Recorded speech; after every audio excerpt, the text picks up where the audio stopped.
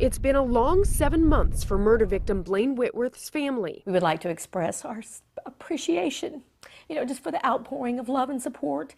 That's the only way through our faith, family, and friends is how you go forward. They've stood together with two main goals. One, to carry on Whitworth's legacy. The other, to seek justice for their son. I mean, there will be justice. I mean, there is a judgment day, whether he actually ever goes to trial, there will be that. They fear one of the men charged, Ziad Abid, will not go to trial because in court Monday, Abid's lawyer told the judge it's possible he could meet the conditions of his bond as early as this week. If that happens, prosecutor Lynn Stoppe says Abid will be released from Johnson County, Missouri custody and turned over to the Department of Immigration and Customs Enforcement.